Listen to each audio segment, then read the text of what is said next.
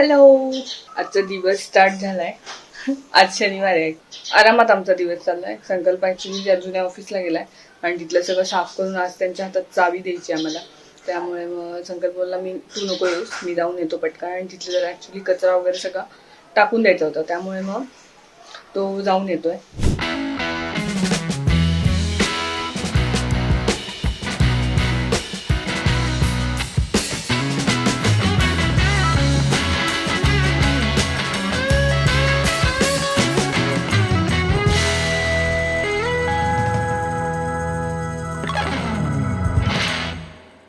आता उद्या पूजा आहे, तर तो सुद्धा दिवसभराचा व्लॉग असेलच, तुमच्यावर शेअर करेलच. खूप जणांना वाटेल आम्ही पूजेला कोणाला बोलवलं नाही, तर असं नाहीये.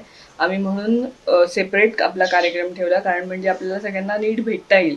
मग पूजेच्या गडबडीत न राहता आम्ही तुम्हाला सेपरेटली भेटता येईल. चला भेटूयात ऑफिसला जाऊन. तर तिकडे आज सॉन्ग काय म्हणतात तुला रेकॉर्ड करतोय आणि संकल्पाच्या गुगल फोटोसाठी टाकतोय तो. आता आपलं सगळं अपडेट करायला लागणार आहे ना, ऍड्रेस वगैरे, तर ते सगळं काम चालू आहे त्याचं. ब्लॉग एडिट करते आपले आतापासून ब्लॉग जाणार आहे.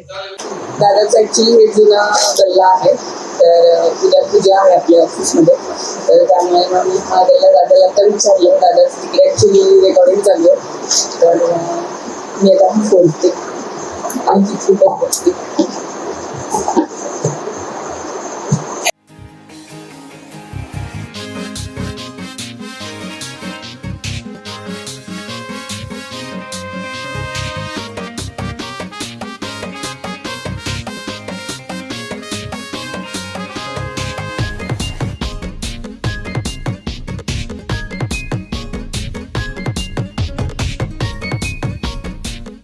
तर त्यातून 210 रुपये निघाले.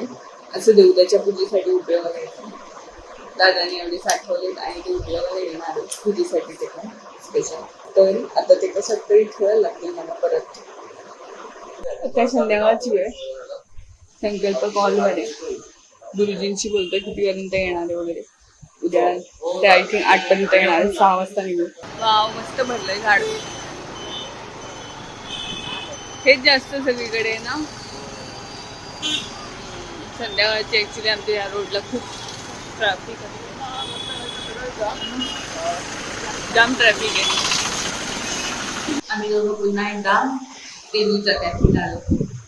तेजू आता नाहीये, तर आम्ही म्हटलं पेटपूजा करूया आणि मग नंतर सगळं घ्यायला निघूया. Hello, good morning. आज आपली पूजा आहे ऑफिसची आणि तयारी सुरू आहे.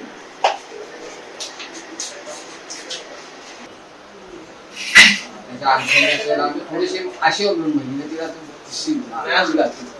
सांगतो.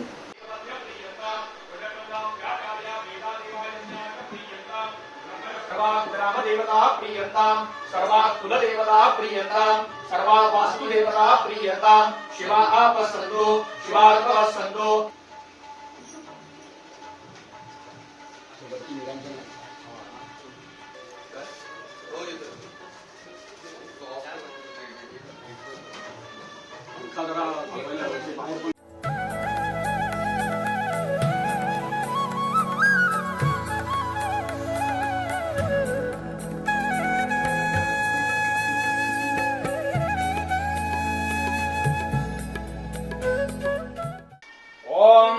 एतावानस्य महिमा गोज्जायां दपुरुषः पादोऽस्य विद्वा भूतानि त्रिपादस्य अमृतं दिवि.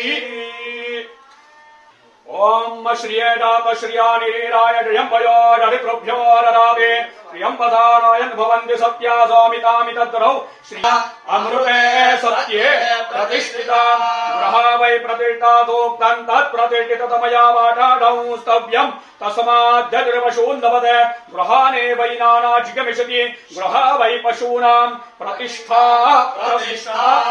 तुम्ही उजवं पाऊल टाकून आत या, मग तुम्ही या. सगळं ऑफिस त्या देवांना दाखवा. तुम्ही मोहरी टाका. ओम गृणश्ववाड प्रसिद्धिन्न पृथ्वी आहिराजे वामभाविभेन पृषवे मनो प्रसिद्धिन्द्रोणानो तासिद्ध्यरक्षतस्विजातनुदारोदितानः तपोर्गश्यगने जुवा पतंगान संदितो विसृज विकवगुल्काः ओम वेदात्मनाय विद्महे हिरण्यगर्भाय धीमहि तन्नो ब्रह्मः प्रचोदयात् श्री षडंग सहित वेद पुरुष ब्रह्मणे नमः पादयोः पाद्यं समर्पयामि हस्तयोः अर्घ्यं समर्पयामि आचमनीयं समर्पयामि स्नान्यं समर्पयामि ओम गन्धद्वारान्तरादर्शां नित्यपुरुषान्तरेषीं ईश्वरीं सर्वभूतानां तामेव ओम कांसोस्मितामिरण्यं प्राकारामानवाञ्जलन्तीं तृप्तां सर्वभूजनानां यत्वा स्वस्वयरण्यो अग्नोपयाति वसुमतारभेन तस्य त्राता भवति तस्य तथायस्य आदित्यमानुषगुरोषत महोरूयामि बन्धुतावचोभिस्तमापि दुर्गोतमाधर्मियाय वन्नो अस्य वटसश्चकिति होकर्यविटसुकृतो नमूनाः अस्वप्नयतनारसनीना शिवाय ये देवा विश्वाभोर्णानि संस्थिता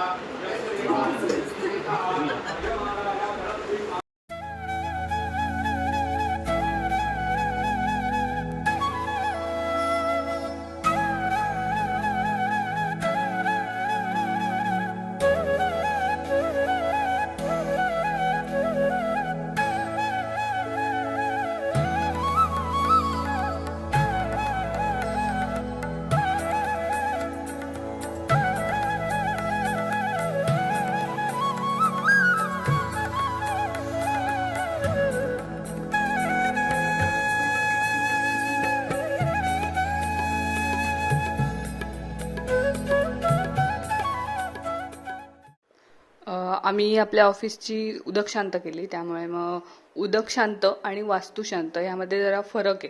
तर आम्हाला वास्तुशांत आपल्याला सगळ्यांना माहिती आहे, पण उदक शांत म्हणजे नक्की काय, तर त्याचा अर्थ आम्ही गुरुजींना विचारला आणि मग गुरुजींनी ऍक्च्युली खूप डिटेलमध्ये आता सांगितलंय. त्यावेळेला सुद्धा महामारी आलेली होती.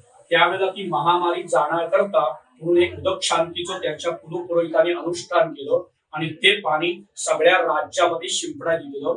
परंतु त्यावेळेला धर्मसत्ता होती, राजसत्ता नव्हती, त्यामुळे ते अनुकूल झाले सगळे, म्हणून त्याला कुणी विरोध केला नाही आणि ते पाणी सगळीकडे शिंपडलं गेलं. त्याच्या दृष्टीने म्हणून जे काही परचक्र आलेलं होतं ते निघून गेलं आणि जे काही महामारी आली होती ते त्या पाण्याने अभिमंत्रित केलेलं पाणी ज्या ज्या ठिकाणी पडलं त्यामुळे ती निघून गेली. ह्या करता ती उदक शांत झाली. परंतु आपल्या याच्यामध्ये ती प्रसिद्ध नव्हती. कालमानापरत्वे ते लोप पावला होता, त्याचा अभ्यास झालेला नव्हता, त्याची पुस्तकं नव्हती. नंतरच्या काळामध्ये या 100-150 वर्षाच्या कालावधीमध्ये त्या ग्रंथांचा अभ्यास झाल्यानंतर ती शोधून काढली गेली आणि त्याचं पुस्तक तयार केलं गेलं आणि ते आपणापर्यंत पोहोचलं. याचा हेतू असा की हे पाणी जे आहे, ही पूजा जी आहे ही ब्रह्मदेवाची आहे. ब्रह्मदेव याचा अर्थ जलतत्व आहे. जलतत्वातच निर्माण झालं आणि जलतत्वामध्येच ते परत जाणार, हा त्याच्या मागचा हेतू आहे. म्हणून ब्रह्मदेवाची जी पूजा आहे, ब्रह्मदेव एकच आहे, त्याला अनेक रूप नाही. बाकीचे देव आहेत त्यांनी वेगवेगळ्या कर्मानुसार वेगवेगळ्या प्रसंगानुसार रूप धारण केलं आणि त्या त्या राक्षसांचा, वाईट माणसांचा किंवा वाईट गोष्टींचा निपात केला. ब्रह्मदेवाने असं काहीही कुठेही उल्लेख नाही की त्याने अवतार धारण केला आणि त्याने कुठल्या तरी राक्षसाला मारलं.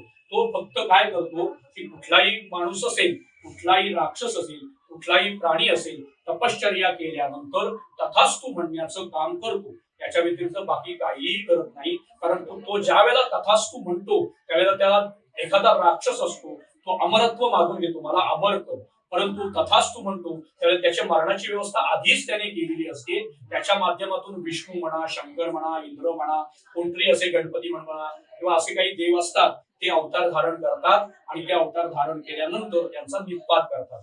ब्रह्मदेव असं काही उद्योग करत नाही. तो एका जाग्यावर जलतत्वामध्ये बसून राहतो आणि तथास्तु म्हणण्याचं काम करतो. या चारही वेदातले मंत्र माणसाला जे काही उपकारक, याचा अर्थ की तो मंत्रांचा त्या माणसाला त्रास होणार नाही आणि ज्या काही अडी अडचणी असतील त्या निघून जातील, ह्या करता ते मंत्र आहेत. आणि ते मंत्र म्हणजे तो पाठ आहे. तो पाठ म्हणायचा ब्रह्मदेवाची पूजा करून. ह्याला एक व्रत आहे, अनुष्ठान आहे. हे असं आहे की पंचरात्र, सप्तरात्र, नवरात्र, त्रिरात्र, एक रात्र असं अनुष्ठान आहे.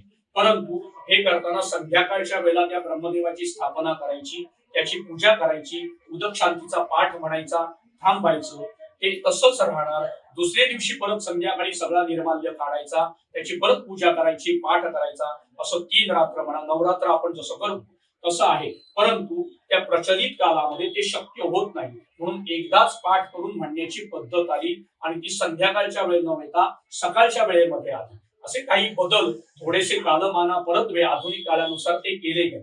कारण आपल्याला याच्यामध्ये एकाच ठिकाणी, कारण ते मग करायचं म्हटल्यानंतर जसे गुरुजी तिथेच राहणार तसं यजमानालाही कुठे उद्योगाकरता जाता येत नाही. परंतु त्यावेळेला कसं होतं, एकत्र कुटुंब पद्धती होती, त्यामुळे सगळे जणाला काही ती जबाबदारी नव्हती. एक माणूस काय असेल तो पैसे कमवायचा, एक माणूस देवतार्चन करायचा, त्यामुळे या सगळ्या गोष्टी शक्य होतात. आता आपलं कसं झालंय, आपणच कमवणार, आपणच सगळ्या गोष्टी सांभाळणार, या सगळ्या गोष्टी करताना तो माणसाची दमछाक होती, त्या माणसाला ते शक्य होत नाही. त्यामुळे त्याच्यामध्ये अडकून राहणं शक्य नसतं. म्हणून जे काही शॉर्ट अँड स्वीट असेल ते करायचं. या दृष्टीने म्हणून हा असा प्रयोग तयार झाले आणि त्या प्रयोगाच्या फळ तेवढंच मिळणार, फळ काही कमी मिळणार नाही. त्या माध्यमातून हे तयार झाले की तुमचा हा उद्योग आहे, या उद्योग सर्वसाधारणपणे मानवी स्वभाव असा आहे, माझ्यासहित सर्वांचा, मी पण त्याच्यामध्येच आलो की मानवी स्वभाव असा आहे की कोणाचं चांगलं झालेलं कोणालाही बघवत नाही. हे आपल्याही मनात येतं, दुसऱ्यांच्याही मनात येतं. त्याप्रमाणे हा तुम्ही उद्योग मोठा तयार केला, या उद्योगाकरता खूप कष्ट घेतले, पैसे घेतले, पण ते लोकांना दिसत नसतात. परंतु वाईट कसं होईल या कर्माचं करणारे लोक असतात. म्हणून ह्या पिढ्या ज्या काय असतील तुमच्या पाठीमागे असतील त्या निघून जाव्या आणि तुम्हाला एक अधिष्ठान राहावं. आणि मनामध्ये एक सांगितलेलं असतं, मनामध्ये माणसाला आत्मविश्वास असतो की ह्या माणसाला आपण सांगितलेलं आहे म्हटल्यानंतर आपल्याला टेन्शन घेण्याचं कारण नाही. जसं की आपण सांगतो आदित्य जा आणि गजरे घेऊन ये, हे जसं आहे त्याला सोपवलं का की तो घेऊन येणार गजरे. तसंच हे आहे की सोमन गुरुजींना सांगितलंय की उदक शांत करायची आहे, मग ते उदक शांती म्हणजे ती सगळी जबाबदारी त्या सोमन गुरुजींवर गेली, आपल्या डोक्याला काही ताण राहिला नाही. तसं त्याचा व्हिडिओ किती दिवसापर्यंत किती हे केलेलं काम असतं, हे त्याचा आपल्याला परिणाम कुठपर्यंत राहतो तर किमान वर्ष दीड वर्षापर्यंत राहतो. पुढे 150 किलोमीटर पर्यंत या सगळ्या गोष्टींचा परिणाम आपल्याला राहतो, संरक्षण राहतं आणि आपल्याला वाईट गोष्टींचा त्रास होत नाही आणि आपला उत्कर्ष व्हावा, उद्योग व्यवसाय चांगला चालावा, याकरता या सगळ्या गोष्टी आपण चाल करत असतो, घरी करतो, आपल्या व्यवसायामध्ये काय असेल त्या ठिकाणी करतो. जन्मपत्रिकेमध्ये ग्रह आडवे येतात त्यावेळेला सुद्धा ग्रह शांत वगैरे करतात. सर्वसाधारणपणे माणसं गणपती, दत्त, देवी यांना कोणाला घाबरत नाही, पण नवग्रहांना मात्र जरूर घाबरतात आणि मग ते ज्योतिषाकडे धावतात आणि ज्योतिष मग कुठला तरी ग्रह आडवा प्रत्येक माणसाला आलेला असतो, माझ्यासहित सर्वांना आडवा आलेला असतो. असा कुठलाही एकही माणूस नाही की त्याच्या जन्मपत्रिकेमध्ये ग्रह चांगला आहे आणि त्या गोष्टी करता अनुकूलता लाभावी म्हणून रोज नित्य कुठल्याही देवाचं दर्शन घेतलं ते त्यांच्यापर्यंत पोहोचतो. वेगळं काही करण्याचं, बराच खर्च करण्याची गरज नसते. आपण करत राहायचं, काम करण्याचं काम तो करत राहतो, आपण काम करायचं, फळ तो देणार आहे. परमेश्वराला कुठलीही गोष्ट मागितल्यानंतर ताबडतोब देण्याची कुठलीही व्यवस्था त्याच्याकडे नाही. 1 लाख रुपये मागितल्यानंतर ATM ची त्याच्याकडे कुठलीही व्यवस्था नाहीये. मात्र संधी तो देतो. कष्ट आपण करायचे आणि देवाला एखादी गोष्ट तुम्ही सांगून ठेवली की ती योग्य वेळ आल्यानंतरच देतो, तोपर्यंत तो देत नाही. कारण या जगामध्ये कुठलीही गोष्ट वाईट असो किंवा चांगली असो ती कारणाशिवाय घडत नाही. काही गोष्टींचे परिणाम लगेच दिसतात, काही गोष्टीचे परिणाम 50 वर्षांनी दिसतात, कारण त्यावेळेला ते कारण तसं घडलं म्हणून ही सगळी गोष्ट पुढची घडली असते. खूप वेळ झाला, हे माझं हे खूपच होत चाललंय. मला ते ॲक्च्युली साल निघालं ना, त्यामुळे ते तसं दिसतंय. खूपच विचित्र दिसतं आणि ते आज मला सगळेच विचारत होते की काय ते दिसतं असं विचित्र, पण म्हटलं असू दे आता काय करू. आमची छान अशी मस्त सकाळी पूजा झाली, इतकं प्रसन्न वाटलं. खरंच गुरुजींनी खूप छान सांगितलं आणि आम्हाला हे गुरुजी आमच्या लग्नातले आहेत, त्यामुळे आम्हाला त्यांची सवय. चौरंग बांधण्यासकट जे गुरुजी असतात ना ते हे आमचे गुरुजी आहेत. पण फायनली सगळं आता मस्त झालं. आता उद्यापासून फायनली काम सुरू करणार होतं. तुम्हाला ही न्यूज सांगणार होते, पण म्हणजे मला पहिले परवानगी नव्हती तुम्हाला सांगण्यासाठी, पण शेवटी फायनली मला परवानगी मिळाली. तर आता मी सांगते, आदी भाऊजींचं आमच्या लग्न ठरलं आहे. आता आमची ती गडबड सुरू असणार आहे. 28 तारखेला साखरपुडा आहे. तो ब्लॉग मी तुमच्यासोबत शेअर करेलच, पण तरी आज आमची पहिली शॉपिंग झाली आहे. सगळं आवरलं.